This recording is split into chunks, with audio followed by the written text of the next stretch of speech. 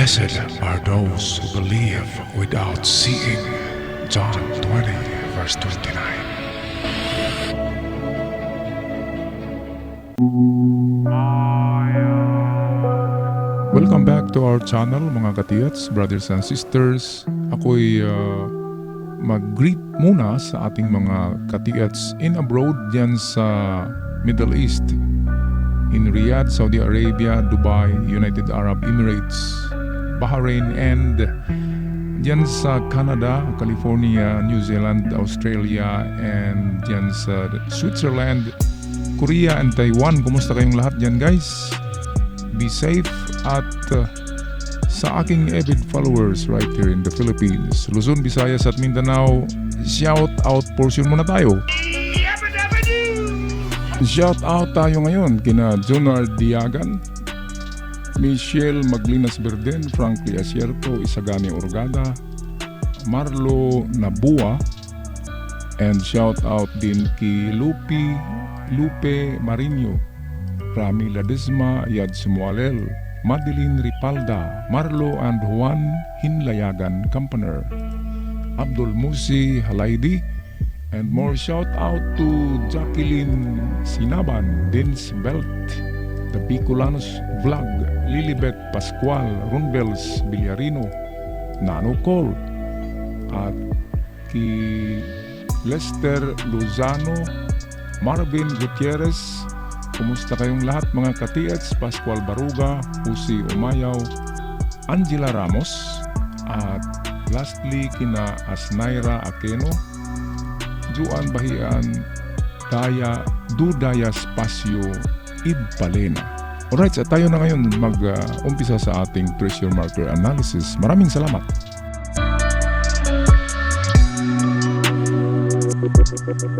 Okay mga katiyats, merong magandang treasure marker dito ngayon na ating natanggap sa ating email. Ito yung famous asterisk sign, na kung saan ang asterisk, ang kahulugan ay volume of treasures. Pero ingat kayo dyan guys, kasi merong kunting diferensya lang or pagkakaiba ang asterisk saka itong tinatawag na itong bulaklak or itong petals, symbols for explosive. Kung nakaganyan ang itsura niyan guys, itong parang petals yan ng bulaklak, nakaganyan, hindi yan asterisk kundi yan ay sign for a deadly bomb. Okay? Big explosive. Lalo na pag marami yan na petals, pag ang petals ay dikit-dikit, yan ay malaking bomba, malaking pasabog yan. Kaya kung ganito na klase na asterisk, hindi ito asterisk. Ito ang kinakatakutan ng mga treasure hunter na bomba, yung bulaklak na yan. Okay, pero kung may bulaklak, ay merong treasure. Bakit naman nilagyan ng bomba kung walang treasure, di ba? Ang panganib lang ay kung matamaan yung bomba ng ating mga barita, ng mga bara. Siyempre, pag malakas ang pagkatama, sasabog din yan. Meron nang nasabugan na sa narinig ko, dalawang grupo ng treasure hunter nung dekada 90, may nasabugan yung nilagari ang torpedo, akala may laman, at meron din nasabugan sa paghukay.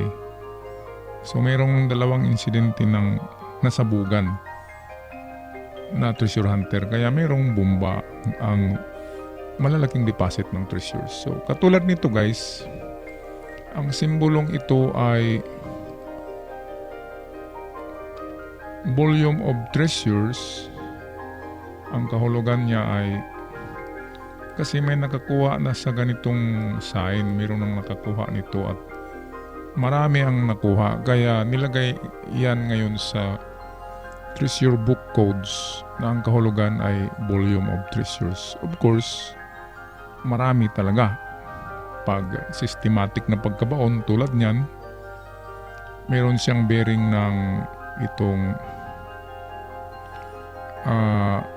four direction pero missing yung isa. Yung isa ay nandito yan. Yan mamaya ang tatalakayan natin bakit missing yung isa at tatlo lang yung itong direksyon na nakalagay. Pero hindi natin alam na yan pala ay direksyon yan. Sa ganitong kasing pagkatuldok ng triangle ay halatang halata na yan ay nagsasabi ng direksyon. Kasi nandyan sa asterisk nakatago ang sikreto. Mamaya tatalagayan natin ano ang tinatago niyang asterisk na yan. Ngayon ito ang classical yan guys na itong unang method ito yung classical method sa paghanap ng item sa ganyang tatlong tatlong dot na triangle dot, yung triangle na dot na merong asterisk or dot sa gitna. Ganito yan guys. Pag merong tatlong dot, ayan, at merong kung anong nilagay sa gitna, yan ay bilog or asterisk or kung anong symbol ang nilagay sa gitna. Ang unang gawin diyan sa traditional method sa paghanap ay tingnan ang palibot, ang paligid, kung ang bato na merong marka ito ay meron ba siyang mga kaharap na iba pang bato na kung tingnan natin ay naka-triangle silang tatlo. Ngayon kung merong ganyan na kasama yan na yung marker na yan, pag merong kasama yan at dalawang bato, siya yung pangatlo, ang method sa paghanap niyan ay in between two big rocks ang item. So in between dito, ayan, galing sa marker at papunta rito sa isang bato, kung ganyan ang sitwasyon dyan, hukay tayo dito sa in between ng 2 meters testig lamang, at kung wala dyan, dito naman sa kabila na in between sa kanilang dalawa. So ayan, in between yan. So hukay na naman tayo dito ng pangalawang hukay, at kung wala pa rin, X na natin ito, wala. Ito ay wala din. Dito tayo sa magkaharap na dalawang bato. Okay, so yan ang kahulugan yan ng tuldok, naka-triangle na tuldok na mayroong pang tuldok sa gitna or asterisk or plus sign. Ngayon, kung hindi matagpuan sa ganyan guys, kasi ang nakalagay dito ay asterisk at ibang klaseng asterisk ito. Ito ay nagbibigay siya ng 4 na direksyon. At isa sa 4 na direksyon ang nagsasabi kung saan hanapin ang item. Yan ang ating i-decode ngayon. Palitan muna natin ang picture. Okay, ito yun guys. Ang picture, nilagyan ko ng espasyo dito para dito tayo magkapag-drawing. Ngayon, itong asterisk na ito guys, hindi talaga ito asterisk lang siya, kundi yan ang kompas. Okay, ito yung kanyang norte. At kung baliktad man tayo guys, tingnan nyo dyan sa kompas nyo at sa actual place kung nasaan ang norte. Okay, ito'y assuming lang na ang norte ay nasa ibabaw. O baka ito ang norte, ayan, at ito ang south.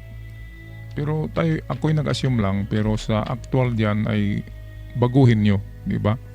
Sundin nyo kung ano ang nandyan sa actual. So itong dalawang mahabang line, yan ang north, yung nag-cross na yan, south, west, at east. Okay? So ang east dito yan, pero hindi ko na sinulat yan. Ngayon ay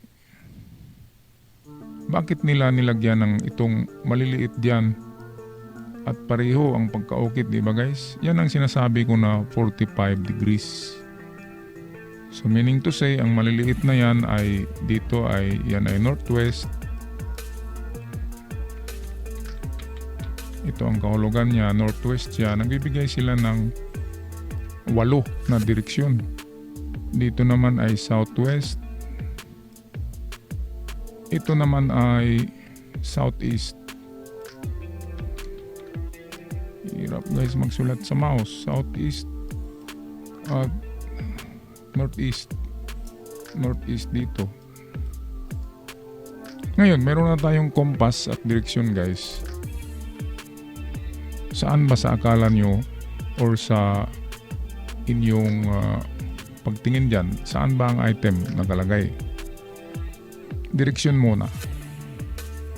Okay, ang bigyan natin ng emphasis ay ito kasi na linya ang pinakamahaba sa lahat. Mahaba ito na linya kumpara sa itong nandito. Balikan nyo guys mamaya sa picture. Yan ay mahaba at malalim na pagkagawa na linya. Kaya ang linya na ito, itong linya na ito ang ating direksyon guys. At ang tinuturo niya ay itong east. Itong dito. Ngayon, galing sa marker na yan, ay dapat malaman natin ang distansya. Ano ba ang distansya niyan? Ang given distance niyan ay kunin nyo ang distansya nitong dalawang butas sa ruler at sa tingin ko ay nasa 7 meters, make that 7 inches lang ito. Kung 7 inches yan, so we have 7 meters in conversion. Okay? Yan ang conversion natin. So, galing sa bato, ang unang distansya na binigay ng symbol na yan or ng marker na yan ay 7 meters. Kaya punta tayo sa 7. Sabihin natin ang 7 ay dito. Okay, tisdig tayo dyan. 2 meters deep. At kung wala tayong makitang mga signs, sinyalis na merong mga naibaon dyan, hindi loose soil, compact siya. At kung compact soil at hindi nagalaw ang layers, meaning walang ibinaon. Kaya sabihin natin wala, X na yan. So yan ang 7 meters, wala dyan. Balik tayo ulit guys sa kanyang treasure marker. Kasi ang treasure marker ng mga Hapon, sinusukat nila yan. So ito naman ang ating sukatin. Itong haba ng pinakamahaba na linya, ito. Yan na line guys. Kung sukatin natin yan ay maiksi yan kaysa 7.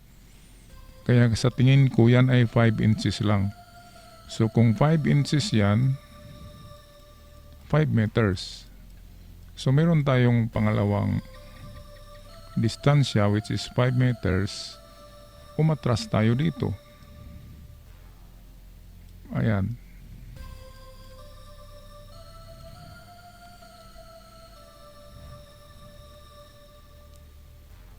Ngayon kung wala pa rin dyan guys, meron pa rin isa pang natitirang remedy. Okay? At yan ang pagkuha ng distansya ng pinakagitna ng asterisk. Ito guys, ang pinakagitna niya at ang ito. So kunin natin ang distansya niya at maiksi pa rin siya kumpara sa itong haba ng dalawang butas. So sa palagay ko ay halos magkapareho lang sila ng haba nitong linya dito guys. Magkapareho lang yan. Kaya dito pa rin. Ngunit wala dyan. Kaya hahanap tayo ng iba. Ngayon ang tanging makukuhaan pa natin ng distansya ay itong nandito na lang guys. ang distansya nitong dot sa kadulo ng linya. Ito. So sa tingin ko yan ay maiksi lang. Nasa 3 inches. So kung 3 inches yan, 3 meters ang pinakamalapit na distansya ng hukay galing sa marker. Okay, so tumama guys sa ano natin itong tumama sa ating formula na 357. Kung napansin nyo, andito, hindi ko yan sinadya, yun ay estimate ko lang sa bato. Ngayon ay hindi ko naman sasabihin na alangan naman sasabihin ko na nandyan na natagpuan na. Hindi naman tayo si Madam Auring na sure talaga yung mga hula. Alright, kaya 3 meters ang panghuli. Ang pinakauna guys ito 7 meters followed by 5 and then 3. I make that 3 meters ang pangatlo. Ang style niyan guys ay halimbawa ito yung bato na may marka, ito yung lupa, naka side view yan. So ang pinuntahan natin ay halimbawa dito yung marka, ang east dito. So ito'y elevation na bali naka side view. Ang unang ginawa natin ay pumunta tayo sa 7. Ito, ayan 7 yan. Kulayan natin ng iba. So ito ang 7, naghukay tayo kanina dito. Ngunit walang nakita.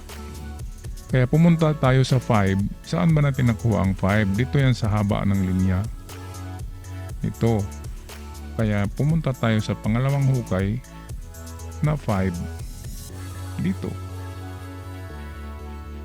And then dahil sa wala, ay sinukat naman natin ito.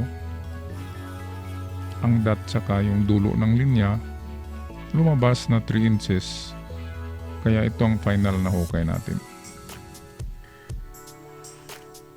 Okay guys, at napansin nyo ba na dapat naka-cruciform yan? Balikan natin ang picture nito na hindi marumi. Okay, so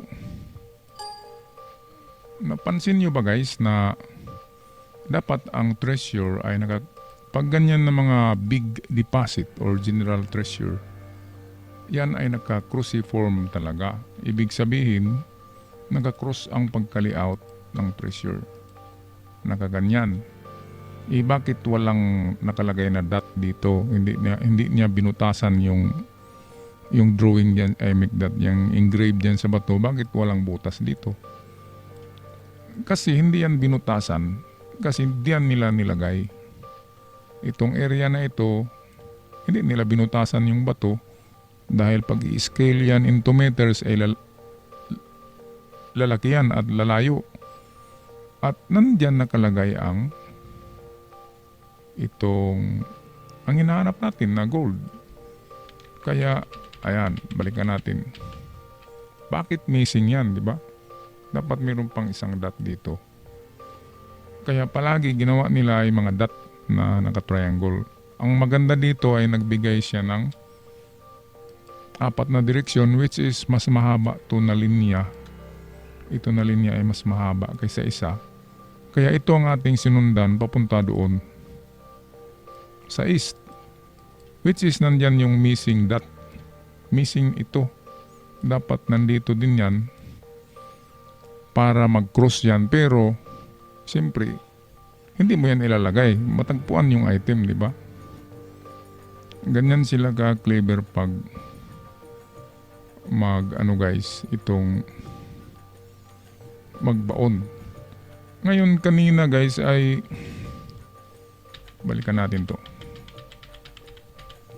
Di ba sabi ko sa inyo kanina, ang traditional method ay in between sa big rocks.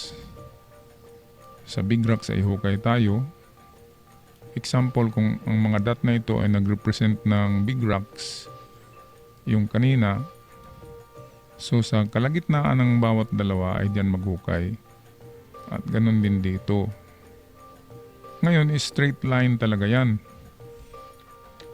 Pero napansin ko ang asterisk dito ay hindi siya nakalinya sa isa man sa mga linya diyan. Dapat ang asterisk ay nandyan, nakaganyan sa mga linya. Ngayon, bakit offset siya at bakit malapit lang siya sa isang linya? Dito siya guys, malapit na linya. Lagyan natin to ng linya. Dito siya malapit na linya. Kaya kung merong bato dyan na kasama itong marker na dalawa, ang paghukay nyo guys ay example, ayan, nag-layout kayo ng triangle. Ang paghukay ay sa bandang loob ng triangle, sa banda rito. Ayan. Hindi siya yung kagaya ng sinabi na ko kanina na sintro talaga. Nagaganyan. So medyo offset siya. Dito banda maghukay. Kaya ang gawin guys ay iublong na lang ang hukay. Kung mangyari na yung kanina yung pinakita ko na mayroong kasama yan na naka-triangle na bato,